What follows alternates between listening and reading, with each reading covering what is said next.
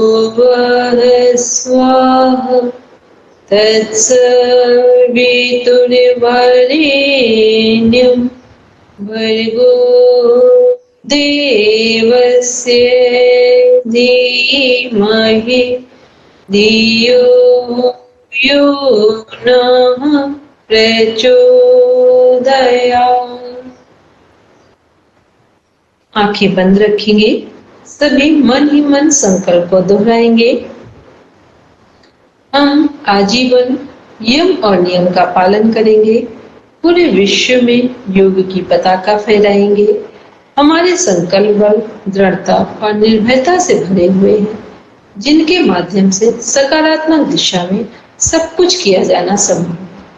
इन्हीं भावों के साथ दोनों हथेलियों को आपस में रब करते हुए धीरे से अपनी आंखों पर रखेंगे। कोमलता के साथ अपनी आंखें खोलेंगे। सबको प्रणाम। सब पीडीएफ ओपन करेंगे अपना, अपनी पीडीएफ ओपन करेंगे। सभी लोग पेज नंबर बोलेंगे। पीडीएफ किसके किसके पास है हार्ड कॉपी में? अभी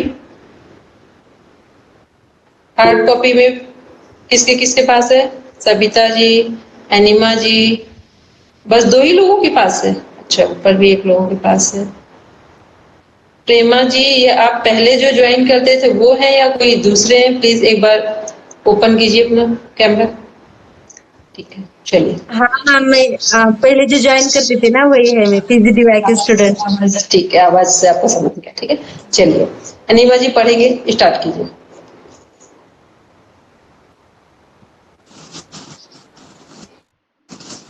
कुनी आप पढ़ेंगे? कुनी क्या बोल रहे हो? 13 पेज।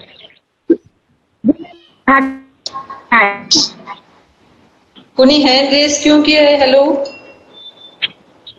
जी मैम, वो आपने बोला था ना हार्ड कॉपी किस किस के पास है, इसलिए मैंने हैंड रेस किया था।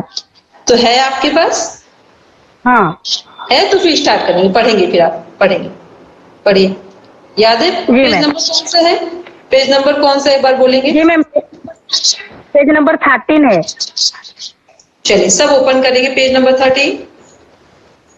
एक अपने पास पेन और पेपर जरूर रखा कीजिए, ताकि कोई भी इंपॉर्टेंट चीज आपके सामने आए तो उसे अपने पेपर में या रजिस्टर में नोट डाउन कर लेंगे। ठीक है, कुछ चीजों को अपने पीडीएफ में ही टिक करते हैं, या इंपॉर्टेंट चीज है, कोई वर्ड है इंपॉर्टेंट, वही नोट डाउन करेंगे। कुछ सेंटेंस में है तो उसे अपनी कॉपी रजिस्टर में पेज में लिखेंगे। ठीक है, नाउ स्टार्ट कीजिए।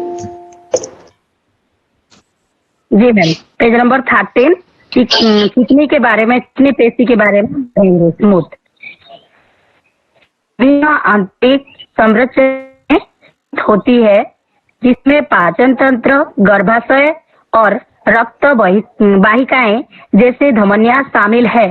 चिकनी पेशी परतदार चादरों में व्यवस्थित होती है, जो संरचना की लंबाई के साथ तरंगों में सिकुड़ती है। एक अन्य सामान्य शब्द अनैच्छिक पेशी है, क्योंकि चिकनी पेशी की गति हमारी सचेत जागरूकता की बिना होती है। हृदय मांसपेशी, हृदय के जो मांसपेशी, हृदय हमारी सचेत जागरूकता के बिना सिकुड़ता और शिथिल होता है।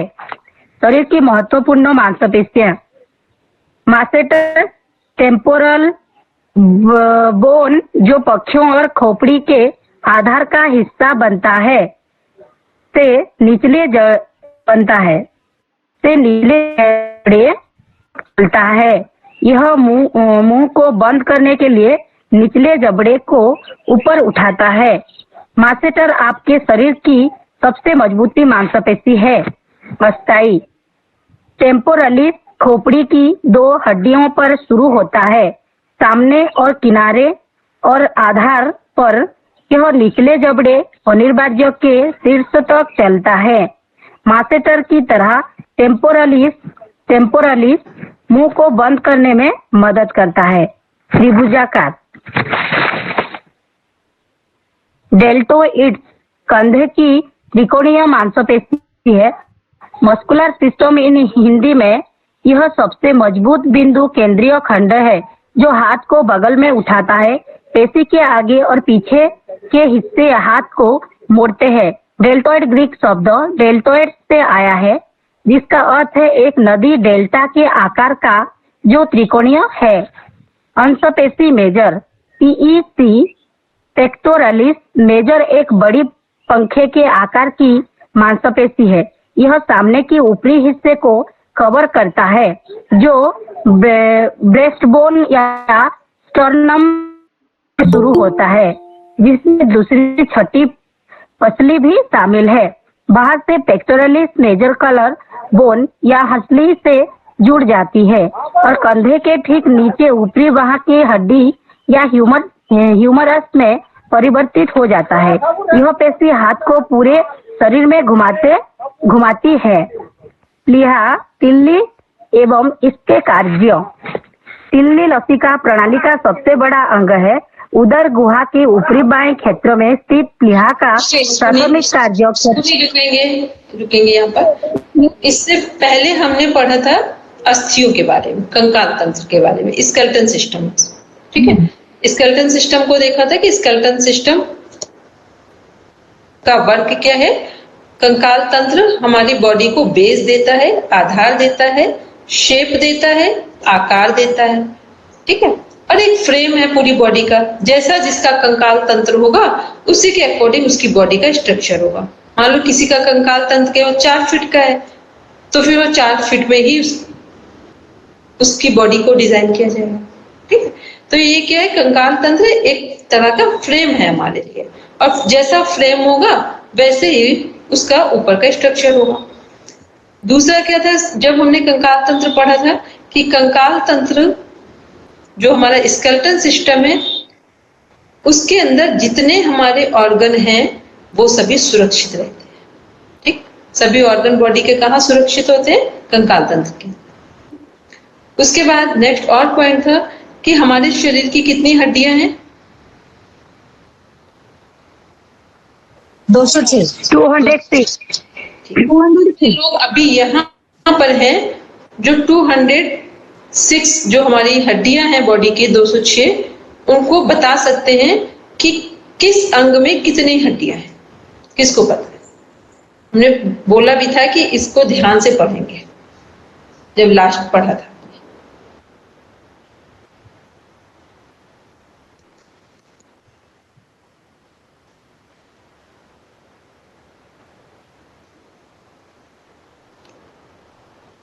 किसी को याद है? 29 कहाँ तक की हड्डी देख के बताएं। पहले हम एक हिंट दे रहे हैं फिर आप खोपड़ी में 29 खोपड़ी से लेकर के गले हाइट बोन है यहाँ तक की, ये हमारी 29। इसमें कान की भी हड्डियां हैं। कान की हड्डियां कितनी है हमारी? 6। ठीक, कान की 6, फेस की 14, 8 कहाँ की है हमारी? खोपड़ी, क्रेनियम। ठीक है, 8, 14 फेस मसल, फेस की बोन है, 6 हमारे कान और एक हाइट बोन, ये जो हमारा जोड़ती है। ठीक है, ऊपर के पार्ट को। उसके बाद स्टर्नम और हमारे जो रिब केज हैं ये है 25। सबको काउंट करो, 206 कहाँ से हो रही है काउंट करना है। फिर बैक स्पाइन में कितनी है? 33।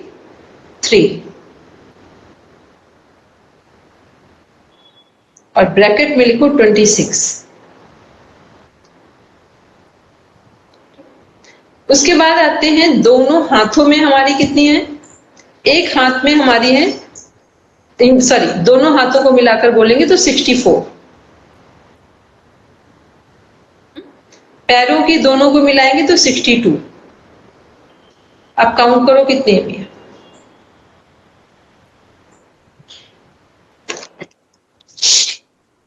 मैम पैरों की कितनी? 62। 62।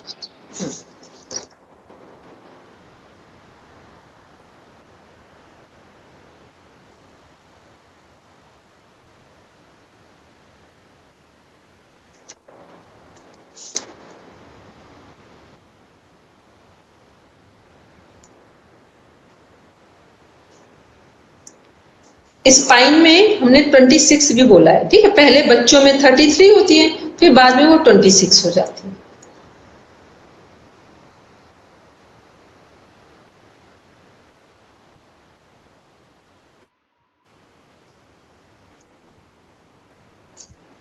कितने हुए टोटल?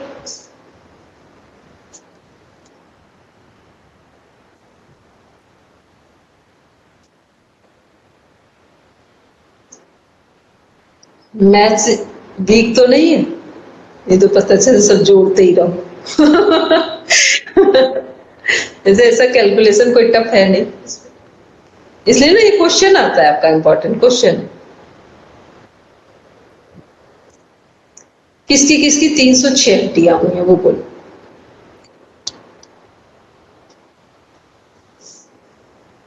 टू 206 किसकी किसकी हो रही है? किसी की नहीं हो रही, ऐसा तो नहीं एक्सेस हो गई हो। फिर ध्यान से सुनो, लिसन केयरफुली अगेन। 29 कहां तक की है? 29 है गले से लेकर पूरे सिर, फेस, कान सब 29, ठीक। अब 29 के सामने एक एरो लगाओ, आप उसमें लिख दो 8 है हमारी क्रेनियम नर्व्स होती है, क्रेनियल नर्व्स है, जिसके अंदर क्या आते हैं हमारे सारे सिर की हड्डियां। 6 है, 3 दोनों साइड कान की, तो 6 कान की हड्डियां हैं, और 14 फेस की है। 1 हाइड बोन है जो गले को जोड़ती है ऊपर के पार्ट से, ठीक, क्योंकि ये वाली हड्डी क्या है, नीचे को धड़ को भी जोड़ रही है और ऊपर सिर को भी जोड़ रही है। तो ये कितनी 29 हुई कि नहीं, पहले ये देखो, सही से करना, ऐसे नहीं करना कि बस हवा में कर लिया, क्योंकि इस पीडीएफ में कुछ नहीं है। पीडीएफ में कुछ मेन चीजें हैं, बस ये तो पढ़ रहे हो आप। इसमें काम का आपका इंपॉर्टेंट पार्ट उतना है जितना आप अपनी बॉडी में खुद एनालाइज करो। 29 हो गई 29? किसकी किसकी 29 हुई है? Raise your hand.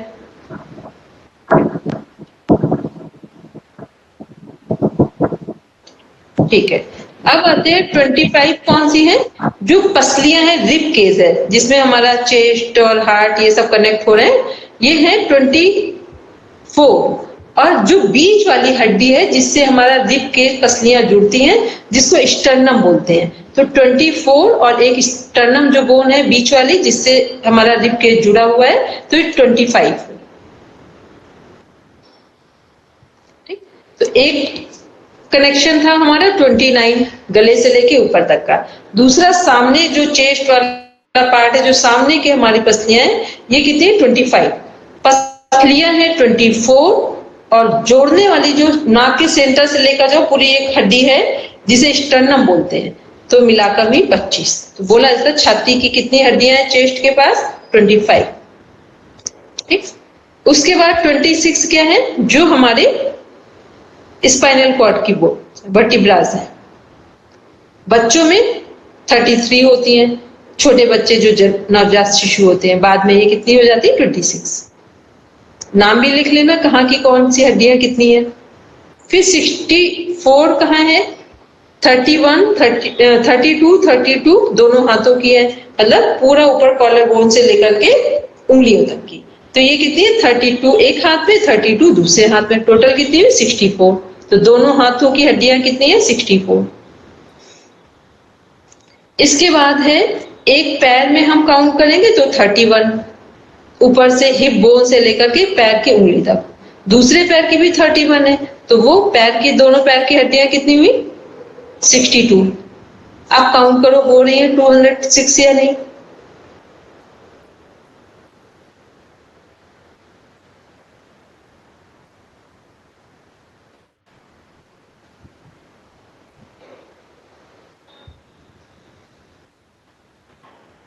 किसी किसी जी मैम, 206 हो रहे हैं। हो रही है? ठीक है।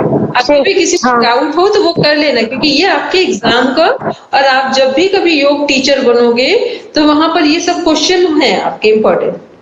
ठीक है, नहीं तो पता चले अब हम जोड़ ही रहे हैं, कहाँ की हैं, कितनी हड्डियां हैं, तब ये थोड़ी ना बताओगे कि हड्डियां हैं इतनी हैं कितनी हैं, ये नहीं बताते हैं। हड्डियां कितनी हैं, बोन्स कितनी हैं, और किस पार्ट में कितनी बोन है। ठीक है, इस तरह से आप बताओगे। सब लोग कुछ करने के लिए पढ़ रहे हो कि बस ऐसे टाइम पास के लिए पढ़ रहे हो? कुछ करने के लिए पढ़ रहे हो तो बी अलर्ट पढ़ा करो। ठीक, उस लास्ट हमने पढ़ा था तब भी कहा था जो बोन्स हैं इनको प्रॉपर समझेंगे। सिस्टम है हमारे 11 सिस्टम है। आप पूरा पीडीएफ पढ़ो या ना पढ़ो, आप उसको एक साइड बंद कर दो। जो हमने 4 डेज क्लास ली थी ना, केवल उतनी क्लास आपके लिए सफिशियंट है, और वो आपके लिए नहीं, एमए एमएससी सबके लिए सफिशियंट है। क्योंकि पूरा ओवरऑल जब आप अपने बॉडी को डिफाइन कर पाते हो 1 to 1, यही आपका एनाटॉमी फिजियोलॉजी है। वहां पर कोई हमको मेडिकल फॉर्म में थोड़ी ना बताना है कि हमें कोई एक एक चीज लैब को चेक करके बताना है। हमें तो ओवरऑल जो प्रेजेंट सिनेरियो है उसे एज इट इज डिफाइन करना है। ठीक है, चलिए इसको प्रॉपर आज सब लोग लिख लेना, अपना जो नोट्स जहां बना रहे हो वहां नोट डाउन कर लेना। ठीक, चलिए तो समझिए पहले हमने क्या डिफाइन किया था, अस्थियों के बारे में, बोन्स के बारे में रिलेटेड टू स्केलेटन सिस्टम। उसके बाद हमने मसल्स देखे। मसल्स का वर्क क्या था? बॉडी को फ्लेक्सिबिलिटी देना, स्केलेटन को फिल करना और बॉडी को मूव कराना। ये सब किसका वर्क था हमारे? ये सब हमारे स्केलेटन का वर्क था, सॉरी मस्कुलर सिस्टम का वर्क था, मसल्स का वर्क था। तो अब ये मसल्स देख रहे थे, कुछ मसल्स जो मूवेबल है, कुछ नहीं है। उसमें से कार्डियक मसल्स जो सबसे इंपॉर्टेंट मसल्स है। कार्डियक मसल्स किससे रिलेटेड है? हार्ट से। ठीक, कार्डियक मसल्स के कार्डियोलॉजी सुना होगा ना, कार्डियोलॉजी में किसका ट्रीटमेंट होता है? हार्ट का। ठीक है, तो कार्डियक मसल्स जो मोस्ट इंपॉर्टेंट है वो किससे रिलेटेड है? हमारे हार्ट से। और एकमात्र जो हमारी कार्डियक मसल्स है वो कौन सी मसल्स है?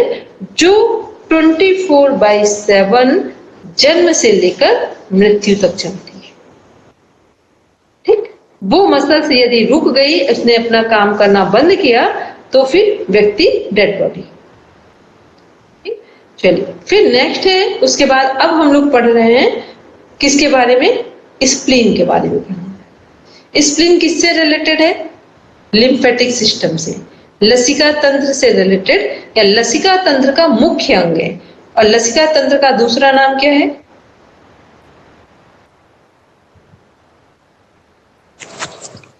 ह्यूमन सिस्टम, रोग प्रतिरक्षा, रोग प्रतिरक्षा तंत्र। इंग्लिश में बोले immune system, IMMUNE, immune system. ठीक, और हिंदी में क्या है? रोग प्रतिरक्षा तंत्र। इसका ये इंपॉर्टेंट अंग है स्प्लीन, प्लीहा। और प्लीहा उपस्थित कहाँ है? हमारे पाचन तंत्र में। ठीक, पाचन तंत्र आगे पढ़ेंगे, कुनी कंटिन्यू करेंगे।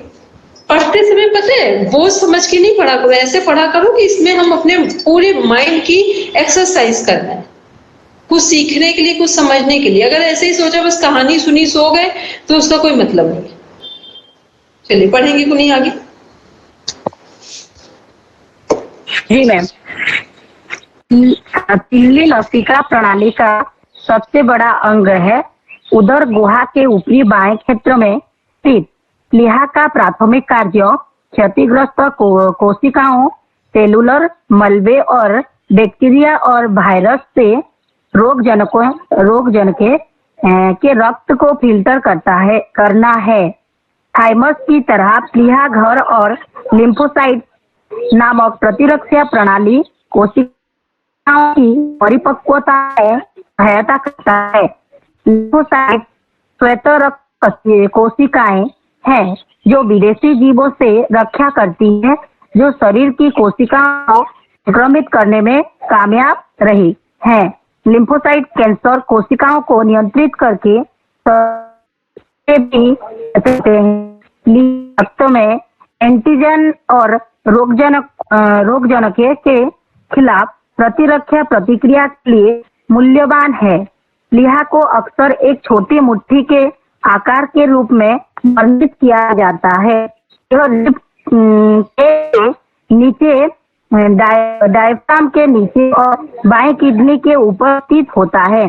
प्लीहा धमनी के माध्यम से आपूर्ति किए गए रक्त से भरपूर होता है। इस अंग रक्त प्लीहा शिरा के माध्यम से बाहर निकलता है। प्लीहा अपवाही लसिका वाहिकाएं भी लसिका को इल्ली से दूर रखती है।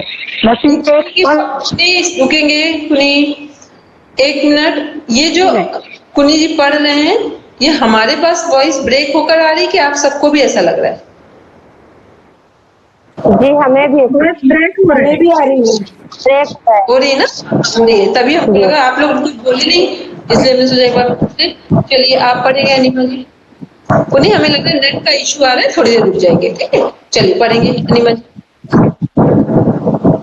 पूरे से पढ़े जहाँ से ये पढ़ा था स्प्रिंग वाला, वहां से पढ़ेंगे, ठीक है? जहाँ से कुनी ने अभी कंप्लीट किया, बस उसी से आगे पढ़ेंगे, उसी के आगे वाले पैराग्राफ से पढ़ेंगे, क्योंकि अभी ये कुछ चीजें नीचे रिपीट होंगी।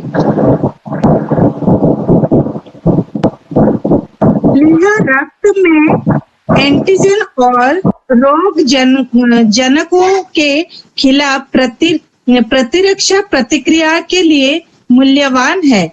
प्लीहा को अक्सर एक छोटी मुट्ठी के आकार के रूप में वर्णित किया जाता है। यह रिब केज के नीचे डायफ्राम के नीचे और बाई किडनी के ऊपर स्थित होता है। प्लीहा धमनी के माध्यम से आपूर्ति किए गए रक्त से भरपूर होता है। इस अंग से रक्त प्लीहा शिरा के माध्यम से बाहर निकलता है।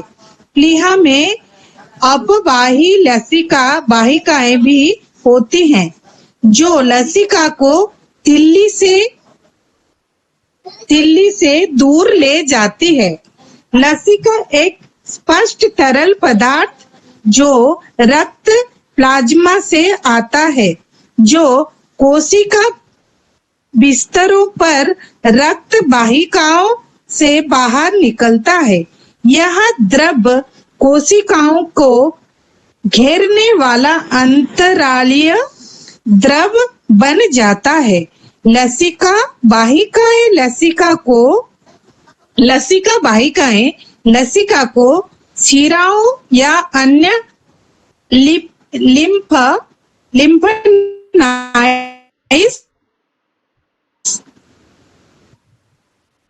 की ओर एकत्रित और निर्देशित करती है। यह एक नरम लंबा अंग है जिसमें एक बाहरी सहयोगी ऊतक होता है जिसे कैप्सूल कहा जाता है। यह आंतरिक रूप से लोब्यूल नामक कई छोटे वर्गों में विभाजित होता है। 1 मिनट अनिमा जी, फोन कट कीजिए, अब पढ़ेंगे। फोन आ रहा था ना, तो आवाज आपकी बहुत स्लो हो गई थी। ऊतक होता है जिसे कैप्सूल कहा जाता है। यह आंतरिक रूप से लोब्यूल नामक कई छोटे वर्गों में विभाजित होता है। तिल्ली में 2 प्रकार के ऊतक होते हैं, लाल गुदा और सफेद गुदा। सफेद गुदा लसिका ऊतक है जिसमें मुख्य रूप से भी लिम्फोसाइट्स और अनिमा जी रुकेंगे। ये लाल और सफेद क्या है? रक्त कणिका है। लाल है आरबीसी, लाल आरबीसी रेड ब्लड सेल है, ठीक है? और व्हाइट क्या है, जो सफेद है वो व्हाइट ब्लड सेल है, WBC। जब हम लोगों ने लिम्फेटिक सिस्टम पढ़ा था तब बताया था कि इसमें हमारी 4 चीजें कनेक्ट होती है। कौन कौन से 4 कंटेंट इसके अंदर कनेक्ट हो रहे हैं हमारे? RBC, red blood cell, WBC, कणिकाएं, WBC, व्हाइट ब्लड सेल, श्वेत रक्त कणिकाएं, फिर प्लेटलेट्स और प्लाज्मा, प्लाज्मा। वो सब इसके अंदर। तो जो हम जिसके बारे में पढ़ रहे हैं अभी, स्प्लीन, इसको अपने की नोट में लिखेंगे या सिलेबस में अगर आप देखते हो सिलेबस उठाकर दोबारा, तो उस पर लिखे स्प्लीन को ब्लड बैंक कहा जाता है। ठीक, आपका मोस्ट इंपॉर्टेंट क्वेश्चन है, स्प्लीन को ब्लड बैंक कहा जाता है। क्वेश्चन है, ब्लड बैंक किस अंग को कहा जाता है? स्प्लीन को, प्लीहा को। स्प्लीन, ठीक है। और स्प्लीन किसका अंग है? लिम्फेटिक सिस्टम या इम्यून सिस्टम का अंग है। सबको इतना तो कंफर्म हो चुका है ना कि सिस्टम अलग होते हैं, ऑर्गन अलग होते हैं। ठीक, ऑर्गन के अंदर सिस्टम होंगे या सिस्टम के अंदर ऑर्गन होंगे? जी मैम। बोलेंगे सिस्टम के अंदर ऑर्गन आएंगे मैम। ठीक है, ठीक है, सिस्टम के अंदर ऑर्गन होंगे हमारे। ठीक है, चलिए कंटिन्यू करेंगे अनिमा जी।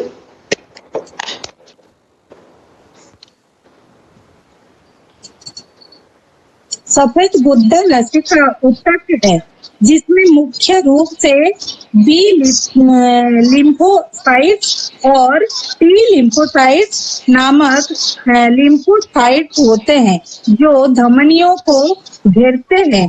लाल गुर्दे में सीरा परक साइनस और प्लीहा डोरिया होती है। सीरा परक साइनस पूरा छोड़ दिए, इस पैराग्राफ को छोड़िए, आगे वाले पैराग्राफ को पढ़िए। इस पैराग्राफ को छोड़कर आगे वाले को पढ़िए। प्लीहा का प्रमुख कार्य रक्त को छानना है।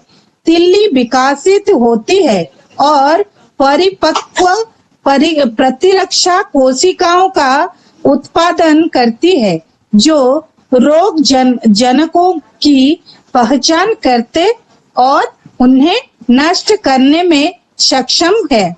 प्लीहा के सफेद गुर्दे के भीतर भी बी और टी लिम्फोसाइट्स नामक प्रतिरक्षा कोशिकाएं होती हैं। टी लिम्फोसाइट्स कोशिका मध्यस्थ प्रतिरक्षा के लिए जिम्मेदार है जो एक प्रतिरक्षा प्रतिक्रिया है जिसमें संक्रमण से लड़ने के लिए कुछ प्रतिरक्षा कोशिकाओं की सक्रियता शामिल है। टी कोशिकाओं में टी सेल रिसेप्टर्स नामक प्रोटीन होते हैं जो टी सेल झिल्ली को आबाद करते हैं। वे विभिन्न प्रकार के एंटीजन पदार्थ जो प्रतिरक्षा प्रतिक्रिया को उत्तेजित करते हैं। एंटीजन को निमा जी यही रुकेंगे, अपने अपने सिलेबस पे बाद में लिखेंगे। पहले अपना जहाँ की नोट जो भी बना रहे हो पेपर कॉपी, वहां पे 2 वर्ड्स लिखेंगे, एंटीजन और एंटीबॉडी। एंटीजन और एंटीबॉडीज, एंटीजन और एंटीबॉडीज। एंटीजन और एंटीबॉडीज किस सिस्टम से रिलेटेड है?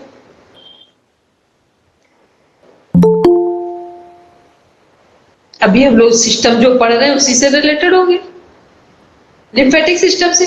ठीक है, क्योंकि अभी तो ये पढ़ रहे हैं टॉपिक। इसके बाद जो हमारा एंटीजन है और एंटीबॉडीज, किसने किसने ये वर्ड सुन रखा है पहले से? एंटीजन और एंटीबॉडीज कभी सुना है? बोलेंगे सविता जी, एंटीजन और एंटीबॉडीज। रोग प्रतिरोधक जो हमारे शरीर में। कौन, एंटीजन या एंटीबॉडी? बोलेंगे आप? एंटीबॉडी। क्लियर है। और कौन बताएगा? हाँ आप बोलेंगे, आप बोलेंगे। हैंड रेज किया, माइक अनम्यूट करके बोल। वो गुड़े होते, बैक्टीरियाज होते गुड़, रोग अगेंस्ट ये करते हो, लड़ाई करते, good bacteria, good bacteria, antibodies, antibodies,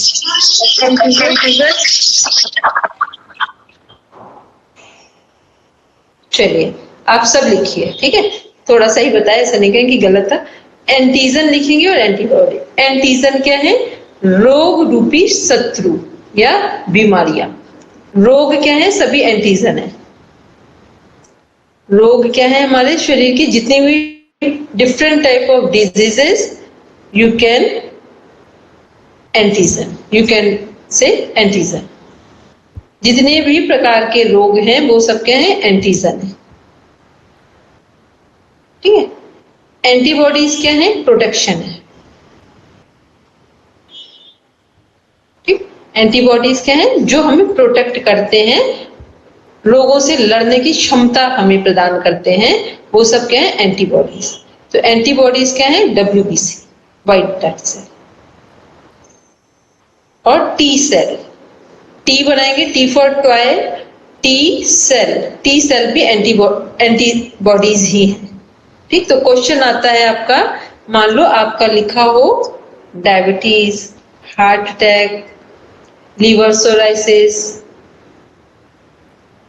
thyroid, और फिर पूछा जाए कि इसमें ये क्या है? एंटीजन है या एंटीबॉडीज है? तो ये क्या होंगे ये सभी नाम?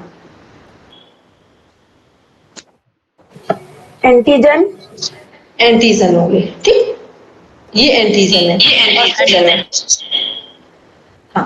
और जब ये कहा जाए कि जो व्यक्ति सपोज करके कि ये तो रोग हो गए हमारे, अब इनसे बचाओ, या जब ये रोग ठीक करने के लिए जिन चीजों को अप्लाई करेंगे वो क्या होंगे हमारे सब?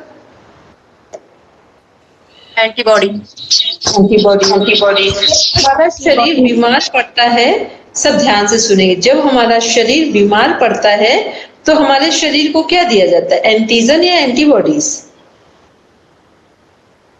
Antibody, antibodies. एंटीबॉडीज क्या है?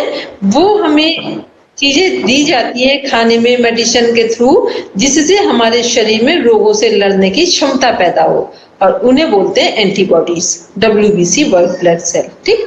कोविड-19 के दौरान क्या हुआ था हमारे शरीर में? कोविड-19 क्या था? एंटीजन था, और एंटीबॉडीज के रूप में क्या दिया गया था? हम सबको वैक्सीन दी गई थी, और योग में करने की सलाह दी गई थी, कुछ आयुर्वेद से रिलेटेड हमें काढ़ा पीने की सलाह दी गई थी, ठीक है, और विटामिन A और C लेने की सलाह दी गई थी। तो ये सब क्या थे? एंटीबॉडीज थे। चलिए पढ़ेंगे अनिमल मैम आगे। मैम थोड़ा सा और किसी को पढ़ने के लिए बोले? अच्छा ठीक है, कौन पढ़ेगा? जी मैम मैं पढ़ूँ। पढ़िए। कहाँ तक के? वे विभिन्न प्रकार के एंटीजन पदार्थ जो प्रतिरक्षा प्रतिक्रिया को उत्तेजित करते हैं को पहचानने में सक्षम है। टी लिम्फोसाइट थाइमस से प्राप्त होते हैं और रक्त वाहिकाओं के माध्यम से प्लीहा तक जाते हैं। बी लिम्फोसाइट या बी कोशिकाएं अस्थि मज्जा स्टेम कोशिकाओं से उत्पन्न होती है। बी कोशिकाएं एंटीबॉडी बनाती है जो एक विशिष्ट एंटीजन के लिए विशिष्ट होती है। एंटीबॉडी प्रतिजन को बांधता है और इसे अन्य प्रतिरक्षा कोशिकाओं द्वारा विनाश के लिए लेबल करता है। सफेद और लाल दोनों तरह के गुद्दे में लिम्फोसाइट्स और प्रतिरक्षा कोशिकाएं होती है जिन्हें मैक्रोफेज कहा जाता है। ये कोशिकाएं एंटीजन मृत कोशिकाओं और मलबे को निगलकर और पचाकर उनका निपटान करती है, जबकि प्लीहा मुख्य रूप से रक्त को छानने का कार्य करता है। यह लाल रक्त कोशिकाओं और प्लेटलेट्स को भी संग्रहित करता है। ऐसे मामलों में जहां अत्यधिक रक्तस्राव होता है, प्लीहा से लाल रक्त कोशिकाएं प्लेटलेट्स और मैक्रोफेज निकलते हैं। मैक्रोफेज सूजन को कम करने और घायल क्षेत्र में रोगजनकों या क्षतिग्रस्त कोशिकाओं को नष्ट करने में मदद करते हैं। प्लेटलेट रक्त के घटक है जो रक्त के थक्के को खून की कमी को रोकने में मदद करते हैं। रक्त की हानि की भरपाई में मदद करने के लिए लाल रक्त कोशिकाओं को प्लीहा से रक्त परिसंचरण में छोड़ा जाता है।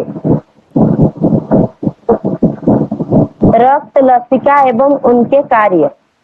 खून शरीर के सभी हिस्सों में मौजूद होता है। यह शरीर की करोड़ों कोशिकाओं तक खाना और द्रव पहुंचाता है। यह फेफड़ों से ऑक्सीजन लेकर सभी ऊतकों तक पहुंचाता है। इसी तरह यह सभी ऊतकों से कार्बन डाइऑक्साइड उठाकर फेफड़ों तक पहुंचाता है। कार्बन डाइऑक्साइड उठाकर फेफड़ों तक पहुंचाता है। ऊतकों से अनचाहे पदार्थों को लीवर, गुर्दों, त्वचा और आंतों तक पहुंचाता है, जहां से यह शरीर के बाहर फेंका जाता है। खून में ग्लोबुलिन, प्रोटीन और सफेद रक्त कोशिकाएं भी होती है जो शरीर की बीमारी आदि से सुरक्षा करती है। खून से चोट ठीक होने में भी मदद मिलती है। जब चोट से खून बहे तो खून की नलियों को बंद करके खून को रोकने का काम भी यह खुद ही करता है। सब तरफ संचरण के कारण खून शरीर का तापमान बनाए रखने का काम भी करता है, और इसके संचरण से कीटाणु और कैंसर की कोशिकाएं भी एक जगह से दूसरी जगह पर पहुंचती है। खून पूरे शरीर में नलियों में घूमता है। इस नलियों को धमनियां और शिराएं कहते हैं। धमनियां शुद्ध किया हुआ खून दिल से लेकर सब तरफ पहुंचाती है। शिराएं सब ओर से उपयोग किया गया खून इकट्ठा करती है। खून इसी इच्छक परिसंचरण तंत्र में ही घूमता है, परंतु छिद्रित कोशिका नालियां होती है जिससे सफेद रक्त कोशिकाएं और द्रव्य अंदर बाहर जा सकता है। द्रव्य से लसिका बनती है जो लसिका तंत्र द्वारा फिर संचरण में आ जाता है। लसिका में कुछ पोषक तत्व और कुछ सफेद रक्त कोशिकाएं होती है। जब भी शरीर में चोट लगती है हमें वहां कुछ सोत सूजन सा दिखाई देता है। इस सोत से कोशिका के छेद कुछ बड़े हो जाते हैं जिससे और ज्यादा सफेद रक्त कोशिकाएं और द्रव इनमें से निकलकर बाहर आ सकते हैं। जब सफेद कोशिकाएं दुश्मन जीवाणुओं को खात्मा कर लेती है तो वो संचरण में वापस आ जाती है। कभी कभी जब ये कोशिकाएं शोथग्रस्त ऊतकों में फंसी रह जाती है तो ये रक्त संचरण में वापस नहीं आ पाती। सफेद रक्त कोशिकाएं 5 तरह की होती है। ये शरीर के बचाव के लिए काफी महत्वपूर्ण भूमिका अदा करती है। खून में उपस्थित प्रोटीन भी शरीर को रक्षा में महत्वपूर्ण है। आगे चलिए। बस ठीक है, अभी रुकेंगे। ये क्या है, हमने पूरा लसिका तंत्र पढ़ा। लसिका तंत्र का मुख्य अंग है प्लीहा। प्लीहा किसके लिए जिम्मेदार है? हमारे आरबीसी, डब्ल्यूबीसी, प्लेटलेट्स और प्लाज्मा। जब भी हमारे शरीर में बीमारियां उत्पन्न होती हैं, रोग उत्पन्न होते हैं, उस अवस्था का नाम है एंटीजन। एंटीबॉडीज क्या हैं? जब भी हमारा रोग या हमारी बीमारियां ठीक होना शुरू होती हैं तो कौन सपोर्ट करता है? डब्ल्यूबीसी, व्हाइट ब्लड सेल, जिसे बोलते हैं एंटीबॉडीज। तो एंटीबॉडीज में 2 चीजें आती हैं, व्हाइट ब्लड सेल भी आते हैं और टी सेल भी आते हैं। ये दोनों हमें हमारे शरीर को दोबारा से ठीक होने में या शरीर का जो क्षतिग्रस्त अंग है, डैमेज पार्ट है, डैमेज ऑर्गन है, उनको दोबारा हील होने में सपोर्ट करते हैं। ठीक, और स्प्लीन किसका पार्ट था, किसका अंग है? लिम्फेटिक सिस्टम, इम्यून सिस्टम का। बस इतना ध्यान रखेंगे। पढ़ेंगे सविता जी आगे।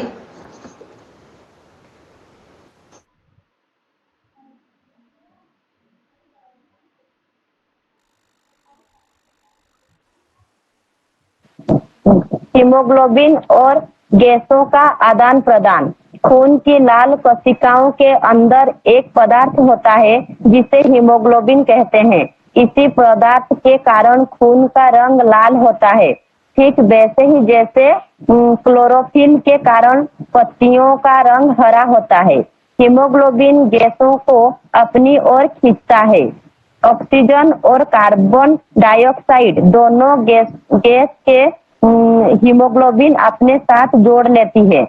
हीमोग्लोबिन ऊतकों तक ऑक्सीजन पहुंचाता है और उनके कार्बन डाइऑक्साइड इकट्ठी करके ले जाता है। फेफड़ों में इसकी उल्टी प्रक्रिया होती है। वहां कार्बन डाइऑक्साइड खून से अलग होती है और सांस द्वारा अंदर ली गई ऑक्सीजन हीमोग्लोबिन से जुड़ जाती है। इस तरह गैसों के हीमोग्लोबिन के अंदर बाहर जाना गैसों वहां पर घटता या कमी पर निर्भर करता है।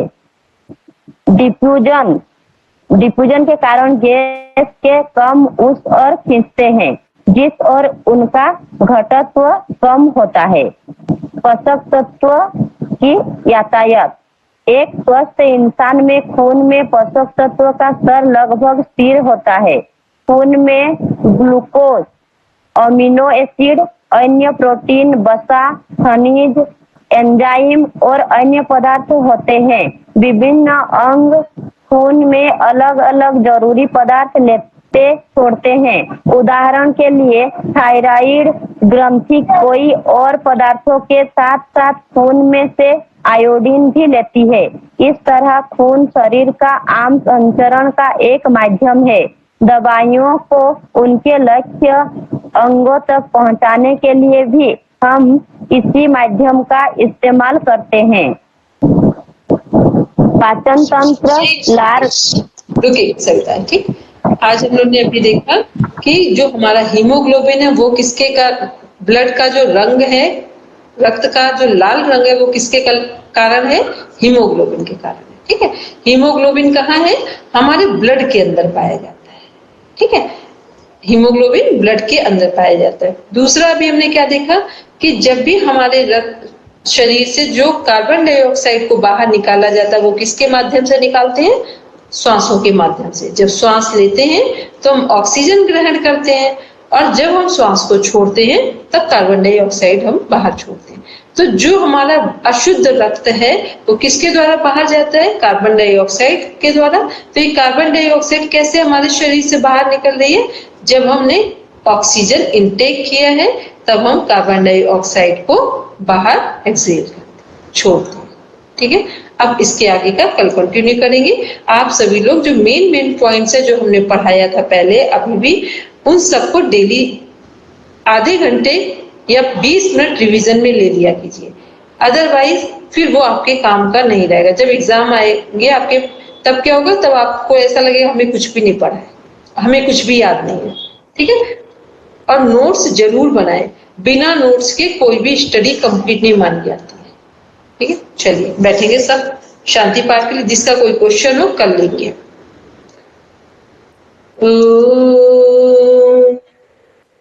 शांति शांति शांति। सर्वारिष्टषु शांतिर्भवतु। Now rub your palm, touch your eyes, then open your eyes. सबको प्रणाम। प्रणाम भैया। शुभ रात्रि।